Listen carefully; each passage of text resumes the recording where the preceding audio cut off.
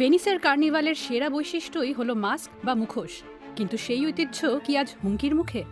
হাতে করে ঐতিহ্যবাহী ভেনিসিয়ান মাস্ক তৈরির কাজ বর্তমানে খুব কম মানুষই জানেন। টোবিয়া তাদেরই একজন।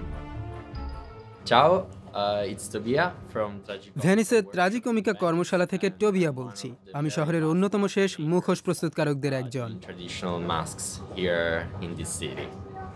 মাস্ক উপহ্রদের কোলে এই শহরের প্রতীক হয়ে উঠেছে।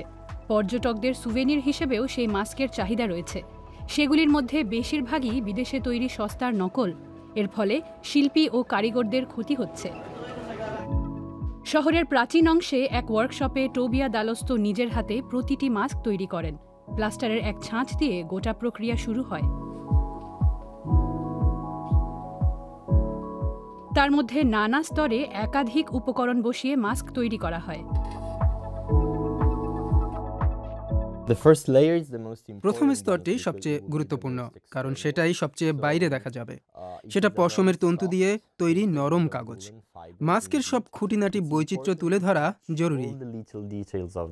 হাতের কাজ যত নিপুণ হবে, মাস্কের আকারও তত স্পষ্ট ও সুনির্দিষ্ট হবে। একটি মাস্কের কাজ শেষ করতে প্রায় 1 সপ্তাহ সময় লাগে। টোবিয়া সোনার তবকের নকল ব্যবহার করেন। 27 বছর বয়সী টোবিয়া তার বাবা গোয়েল তিয়েরোর কাছ থেকে সেই কাজ শিখেছেন। সেই সৃজনশীল প্রক্রিয়া ও মাস্কের গুরুত্বকে ঘিরে দুজনের মনেই বেশ আবেগ রয়েছে।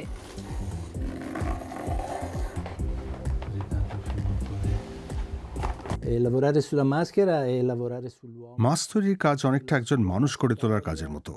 এই জন্য তার ইতিহাস, তার অন্তরাত্মা, তার গভীর সত্তা, তার প্রেরণা ধরে রাখার প্রচেষ্টা। এক্ষেত্রে অন্তর ও বাহির দুটোই গুরুত্বপূর্ণ।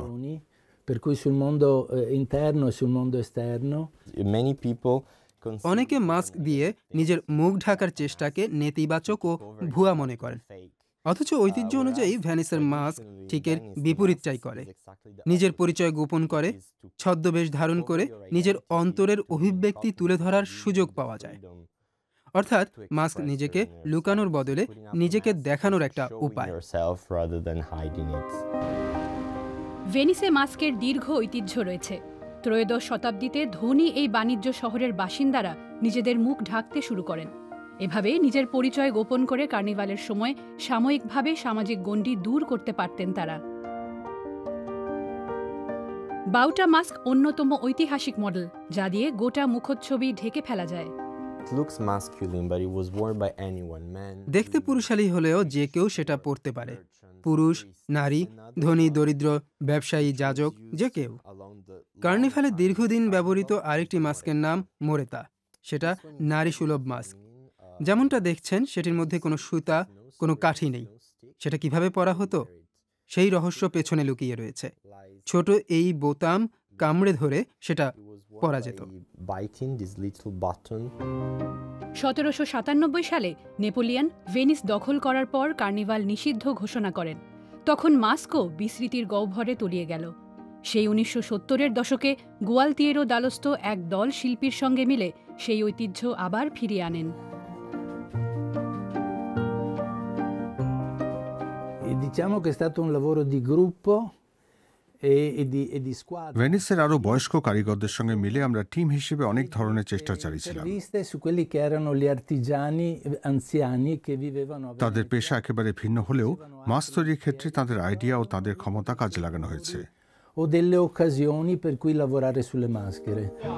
দালস্তো পরিবারের তৈরি মাস্কের দাম 30 থেকে কয়েক হাজার ইউরো হতে পারে। কার্নিভালের অতিথি, শিল্পপ্রেমী ও চলচ্চিত্র প্রোডাকশনের সঙ্গে যুক্ত মানুষ তাদের গ্রাহক। প্রিয় দর্শক, কেমন লাগলো আমাদের প্রতিবেদনটি? আপনার মন্তব্য বা কোনো প্রশ্ন থাকলে লিখুন নিচে মন্তব্যের ঘরে। আর আমাদের সঙ্গে থাকতে সাবস্ক্রাইব বাটনটি চাপুন।